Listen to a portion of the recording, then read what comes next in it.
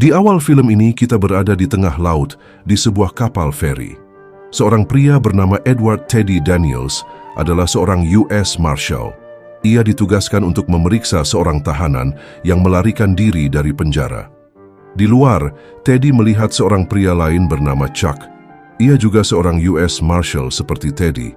Mereka ditugaskan bersama untuk kasus ini, meskipun ini adalah pertama kalinya mereka bertemu dan bekerja sama. Chuck bertanya apakah Teddy memiliki keluarga. Teddy menjawab bahwa ia pernah memiliki seorang istri, namun istrinya telah meninggal karena kebakaran di apartemen mereka. Tak lama kemudian, mereka sampai di sebuah pulau bernama Shutter Island. Satu-satunya akses untuk masuk dan keluar dari pulau ini hanyalah dengan kapal feri. Teddy dan Chuck dibawa ke sebuah fasilitas pemerintah yang dulunya adalah benteng perang. Setelah peperangan berakhir, tempat ini diubah menjadi penjara untuk orang-orang paling berbahaya. Petugas penjara menjelaskan bahwa ada 3 bangunan di sini. Bangsal A khusus untuk tahanan pria, bangsal B untuk tahanan wanita, dan bangsal C merupakan benteng perang tua yang digunakan untuk menampung tahanan paling berbahaya. Meskipun tempat ini adalah penjara, orang-orang di sini lebih suka menyebutnya rumah sakit jiwa. Oleh karena itu, penyebutan tahanan diubah menjadi pasien. Sebelum masuk, Teddy dan Chuck harus menyerahkan pistol mereka. Mereka melihat bahwa para tahanan di sini memang memiliki masalah mental, sehingga lebih cocok disebut sebagai pasien. Sebelum masuk lebih jauh, Teddy melihat seorang pasien perempuan yang memberi gestur seolah melarangnya untuk berbicara. Mungkin ini peringatan, atau mungkin perempuan itu hanya tidak waras. Teddy dan Chuck kemudian bertemu dengan seorang pria bernama Dr. Cowley yang merupakan pemimpin tempat ini. Di ruangannya mereka melihat banyak gambar menyeramkan. Gambar-gambar tersebut menunjukkan bagaimana rumah sakit jiwa merawat pasien pada masa lalu. Tentu saja metode itu salah dan sudah tidak lagi digunakan oleh Dr. Cowley. Menurutnya, pasien harus diberi kenyamanan dan ketenangan agar bisa kembali normal. Namun Teddy tidak setuju. Menurutnya, banyak orang yang dirawat di sini adalah pembunuh, dan hal itu tidak adil bagi keluarga korban. Dr. Cowley menjawab bahwa tugasnya adalah merawat pasien, bukan mengurus korban. Alasan Teddy dan Chuck dipanggil ke sini adalah untuk menyelidiki salah satu pasien yang melarikan diri bernama Rachel Solando. Rachel dirawat di sini karena ia membunuh 3 anaknya dengan menenggelamkan mereka di danau. Namun, Rachel masih percaya bahwa anak-anaknya hidup. Dalam pikirannya, tempat ini adalah rumahnya, sementara para perawat dan pasien lain dianggap sebagai tetangga atau orang biasa. Masalahnya, Dr. Cowley tidak tahu bagaimana Rachel bisa keluar dari selnya. Pintu sel terkunci dari luar dan satu-satunya jendela dipasangi jeruji besi. Teddy dan Chuck kemudian dibawa ke sel Rachel. Perawat yang mengantar menjelaskan bahwa ia terakhir melihat Rachel setelah sesi terapi kelompok. Namun, saat patroli tengah malam, Rachel sudah menghilang. Teddy bertanya mengapa Rachel tidak menyadari bahwa ia berada di rumah sakit jiwa. Dr. Cowley menjawab bahwa kewarasan bukanlah sebuah pilihan. Setiap pasien diberi 2 pasang sepatu. Chuck menemukan 2 pasang sepatu di lemari Rachel, yang berarti Rachel melarikan diri tanpa alas kaki. Sementara itu, Teddy menemukan lantai kayu yang bisa dibuka. Di sana, ia menemukan secarik kertas bertuliskan Hukum 4 dan Siapa 67. Dr. Cowley mengenali tulisan itu sebagai tulisan tangan Rachel, tetapi ia tidak tahu maksud dari Hukum 4 atau Siapa 67. Ia ingin mengambil kertas itu, namun Teddy melarangnya. Kemudian mereka pergi ke aula tempat para pasien biasa berkumpul. Setelah lampu dimatikan, para perawat sering bermain kartu di sana. Malam sebelumnya, ada 7 perawat yang bermain kartu di meja tersebut. Jika Rachel melarikan diri, seharusnya ia melewati mereka. Namun, tidak satu pun dari mereka melihat Rachel. Teddy ingin berbicara langsung dengan para staf, tetapi Dr. Cowley menjawab bahwa ia akan mempertimbangkan permintaan tersebut. Namun Teddy sebenarnya tidak sedang meminta. Teddy tidak sekadar meminta, melainkan memerintah, karena posisinya sebagai marshal lebih tinggi. Dokter menjawab bahwa ia akan mengumpulkan para staf nanti malam. Sambil menunggu, Teddy ikut mencari Rachel di sekitar pulau bersama para penjaga. Namun, seperti yang ia lihat, Teddy merasa para penjaga di sini tidak benar-benar berusaha mencari Rachel. Di sana, Teddy melihat sebuah mercusuar yang dijaga ketat. Wakil kepala sipir mengatakan bahwa mercusuar itu kini digunakan sebagai tempat pengolahan limbah. Pada malam hari, para staf dikumpulkan, tetapi tidak satu pun dari mereka melihat Rachel pada malam sebelumnya. Sebelum dikirim ke kamarnya, Rachel sempat mengikuti terapi kelompok dan tidak ada hal mencurigakan yang terjadi. Terapi tersebut dipimpin oleh seorang dokter bernama Dr. Sheehan yang juga merupakan dokter utama Rachel. Teddy ingin berbicara dengan Dr. Sheehan, namun ternyata ia sedang tidak berada di pulau karena pergi berlibur. Chuck merasa bingung mengapa Dr. Cowley mengizinkan Dr. Sheehan pergi, padahal ia tahu Rachel telah melarikan diri. Mereka mencoba menghubungi pulau utama, tetapi karena badai yang terjadi malam itu, mereka tidak bisa menghubunginya. Sebagai informasi, film ini berlatar tahun 1945, di mana teknologi komunikasi masih sangat terbatas, sehingga mereka tidak bisa berbuat banyak. Teddy dan Chuck kemudian diundang ke tempat tinggal Dr. Cowley. Tempat tersebut sangat megah karena dulunya merupakan rumah komandan saat perang. Di sana, mereka juga bertemu dengan seorang dokter senior bernama Dr. Jeremiah. Hanya dengan berbincang sebentar, Dr. Jeremiah sudah bisa menganalisis Teddy sebagai pria cerdas yang pandai menginterogasi. Sebelum menjadi marshal, Teddy adalah seorang tentara yang pernah dikirim berperang melawan Nazi Jerman. Pengalaman itu membuatnya bisa berbahasa Jerman. Teddy menyadari bahwa meskipun Dr. Jeremiah berbicara bahasa Inggris dengan sangat baik, ia sebenarnya adalah orang Jerman. Pada masa itu, menjadi orang Jerman adalah hal yang sensitif dan sering dicurigai. Teddy kemudian meminta file Dr. Sheehan dan seluruh staf, tetapi Dr. Jeremiah menolaknya. Dr. Cowley juga tidak ingin memberikan berkas tersebut, yang membuat Teddy semakin marah. Ia merasa ada sesuatu yang disembunyikan di tempat ini. Teddy dan Chuck berencana meninggalkan pulau itu keesokan harinya dengan feri dan melaporkan semuanya kepada FBI. Karena tidak bisa pergi saat itu, mereka harus menghabiskan malam di ruang perawat. Chuck bertanya apakah mereka benar-benar akan menghentikan penyelidikan. Teddy menjawab bahwa mereka belum mendengar satu pun kebenaran hari ini. Ia merasa Rachel tidak mungkin melarikan diri tanpa sepatu, sehingga kemungkinan besar ada seseorang yang menculiknya. Keesokan paginya, Teddy terbangun karena atap ruangannya bocor, membuat tubuhnya basah kuyup. Hujan semakin deras menandakan badai besar, sehingga feri tidak akan datang dalam cuaca seperti itu. Karena tidak bisa pergi, Teddy dan Chuck menemui Dr. Cowley. Jika dokter tidak ingin memberikan data staf, maka Teddy meminta untuk berbicara dengan pasien lain yang berada dalam grup terapi yang sama dengan Rachel. Teddy bertanya metode apa yang digunakan rumah sakit untuk merawat Rachel. Dokter menjawab bahwa Rachel diberi beberapa obat untuk mencegah perilaku kekerasan, tetapi efeknya hanya sementara. Teddy dan Chuck kemudian menginterogasi beberapa pasien dari grup terapi yang sama. Pasien pertama adalah seorang pria yang mengetahui bahwa Rachel menenggelamkan anak-anaknya.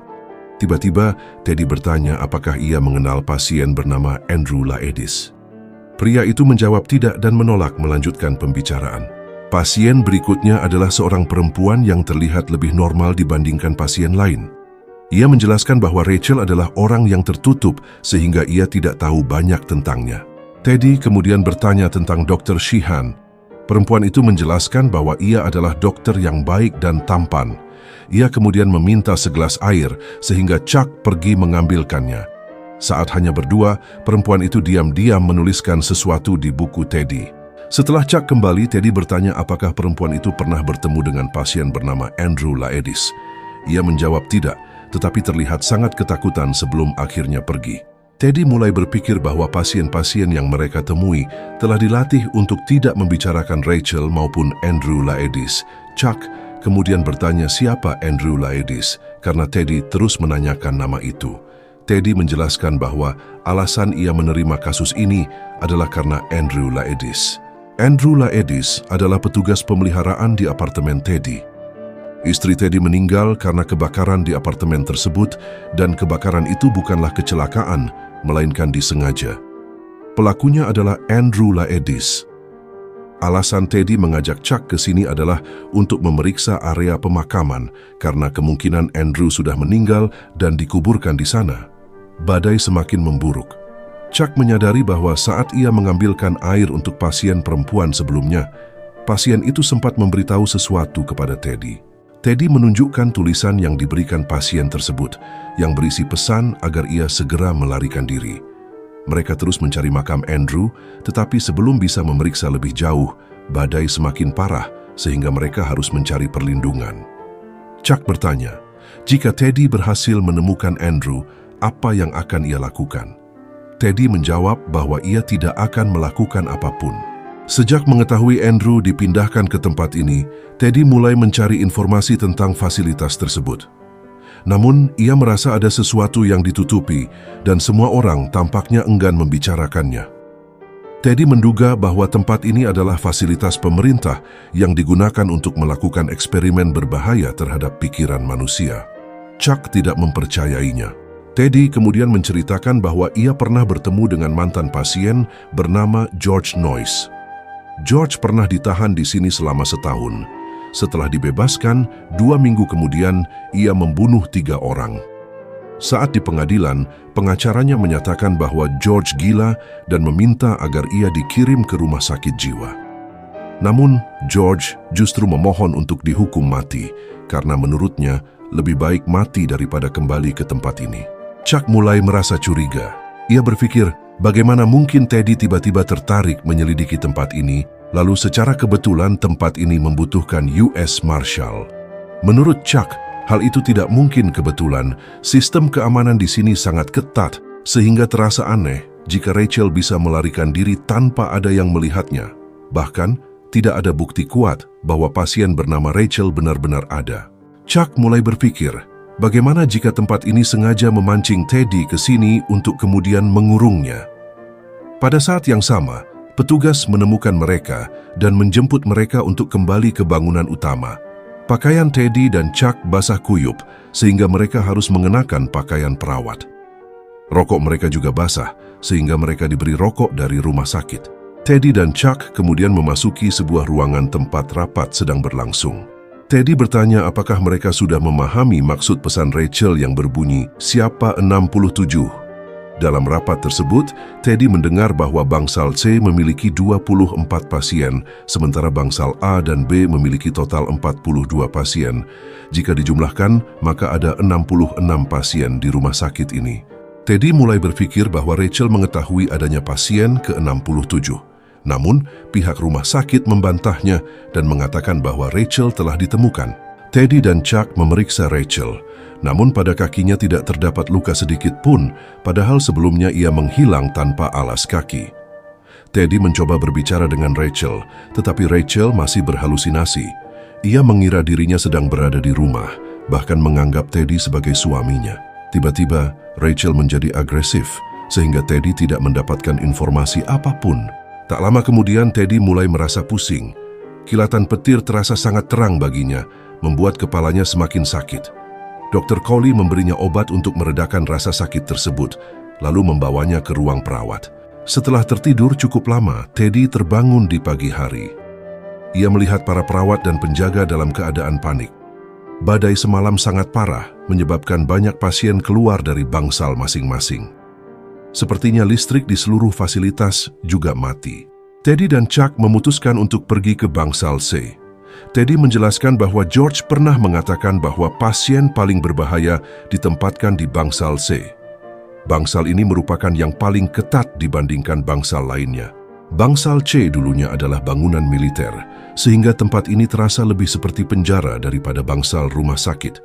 Tiba-tiba, seorang pria yang tampak tidak waras mendekati mereka dan mulai berbicara. Mereka bermain kucing-kucingan. Teddy terpancing dan mengejar pria itu, namun ia terpisah dari Chuck. Tiba-tiba, pria tersebut menyerang Teddy. Namun, karena Teddy adalah mantan tentara, ia dengan mudah membalikkan keadaan.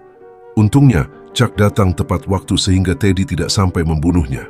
Chuck dan para penjaga kemudian membawa pasien itu ke klinik, sehingga Teddy kini sendirian.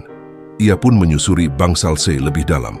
Di sana, ia melihat bahwa pasien bangsal C dikurung dengan cara yang berbeda dibandingkan bangsal A dan B. Dari salah satu sel, Teddy melihat seorang pasien yang ternyata adalah kenalannya, George Noyce, orang yang sebelumnya memberitahunya tentang tempat ini. Tubuh George dipenuhi luka, membuat Teddy bingung mengapa ia berada di sana. George mengatakan bahwa semua ini adalah sebuah permainan dan semuanya dilakukan untuk Teddy. Ia bertanya apakah Teddy sendirian. Teddy menjawab bahwa ia bersama Chuck. George lalu menambahkan bahwa ini pasti pertama kalinya Teddy bekerja dengan Chuck dan Teddy membenarkannya. George mengatakan bahwa Teddy harus memilih mencari kebenaran atau membunuh Andrew. Teddy tidak mampu melakukan keduanya sehingga menurut George, Teddy tidak akan pernah bisa pergi dari tempat ini. Ia juga memberitahu bahwa Andrew sudah tidak berada di sini. Ia telah dipindahkan dan tidak ada di bangsal manapun. Satu-satunya tempat yang belum diperiksa adalah mercusuar. Teddy kemudian mengajak Chuck pergi ke mercusuar. Ia bertanya kemana Chuck sebelumnya. Chuck menjawab bahwa saat ia membawa pasien tadi, ia sempat mencari berkas Andrew dan hanya menemukan selembar kertas. Ia ingin menunjukkannya kepada Teddy, tetapi Teddy menolak melihatnya. Setelah berjalan cukup lama, mereka salah jalan dan justru berada di sisi lain mercusuar. Chuck menyarankan untuk kembali karena kertas yang ia temukan menunjukkan bahwa Andrew adalah pasien ke-67. Namun, Teddy menolak dan tetap ingin menuju mercusuar, bahkan kini ia memilih pergi sendiri. Teddy melanjutkan perjalanan, tetapi tidak dapat menemukan akses ke mercusuar karena air laut sedang pasang. Ia akhirnya kembali ke tempat terakhir ia bersama Chuck, tetapi tidak menemukannya. Di tepi tebing, Teddy melihat sebatang rokok yang masih menyala. Saat melihat ke bawah, ia melihat Chuck terjatuh dari tebing. Teddy segera turun untuk menyelamatkannya, tetapi setelah sampai di bawah, ia tidak menemukan tubuh Chuck. Dari sebuah gua di tebing, Teddy melihat cahaya. Ia memanjat masuk, tetapi tidak menemukan Chuck. Sebaliknya, ia menemukan seorang perempuan yang ternyata adalah Rachel Solando yang asli, pasien yang melarikan diri. Rachel mengatakan bahwa sebelum menjadi pasien, ia adalah seorang dokter di tempat ini. Ia menjelaskan bahwa di sana dilakukan eksperimen untuk menciptakan senjata biologis. Jika ada pasien yang menceritakan hal ini, tidak akan ada yang percaya karena mereka dianggap tidak waras. Teddy tidak mempercayainya. Rachel kemudian bertanya apakah akhir-akhir ini Teddy sering merasa pusing. Teddy mengiyakan. Rachel menjelaskan bahwa obat yang diberikan perawat sebenarnya bertujuan membuatnya semakin tidak stabil, karena semua orang di tempat itu mengetahui eksperimen tersebut. Keesokan harinya, Rachel meminta Teddy pergi karena para penjaga akan mencarinya. Teddy berhasil memanjat tebing dan kembali ke rumah sakit. Para penjaga menemukannya dan membawanya dengan mobil. Teddy ingin segera meninggalkan pulau, tetapi Dr. Jeremiah menghentikannya. Teddy menyadari bahwa dokter itu memegang suntikan, sehingga ia menjadi agresif dan justru menyuntikkan obat tersebut kepada sang dokter. Teddy kemudian keluar secara diam-diam agar tidak dikejar. Ia bahkan meledakkan mobil milik Dr. Cowley. Setelah itu, ia kembali menuju mercusuar. Teddy berhasil mengalahkan penjaga dan masuk ke dalam mercusuar. Namun, tidak banyak yang ia temukan. Di ruangan paling atas, ia justru menemukan Dr. Cowley. Dr. Cowley tidak terlihat takut. Ia sudah menduga Teddy akan datang, dan senapan yang dipegang Teddy ternyata tidak berpeluru. Teddy mengatakan bahwa ia telah bertemu Rachel yang asli, tetapi Dr. Cowley tidak percaya karena menurutnya Rachel tidak pernah ada. Semua itu hanyalah delusi Teddy. Teddy mengira bahwa Dr. Cowley sedang mencoba membuatnya percaya bahwa ia gila. Namun, Dr. Cowley memberikan berkas milik Teddy untuk dibaca. Teddy berpikir bahwa Dr. Cowley telah memberinya obat untuk memanipulasi pikirannya. Namun Dr. Cowley justru mengatakan sebaliknya, Teddy tidak meminum obat yang seharusnya ia konsumsi. Gejala seperti pusing dan tangan gemetar adalah efek putus obat. Sebenarnya, Teddy telah menjadi pasien di tempat ini selama 24 bulan. Dalam berkas tersebut, Teddy digambarkan sebagai pasien yang sangat cerdas, tetapi juga sangat delusional. Karena ia menolak mengakui bahwa peristiwa itu benar-benar terjadi. Kemudian Dr. Cowley menunjukkan 4 nama, Edward Daniels, Andrew Laedis, Rachel Solando, dan Dolores Canal. Ia menjelaskan bahwa hukum 4 merujuk pada hubungan antara nama-nama tersebut.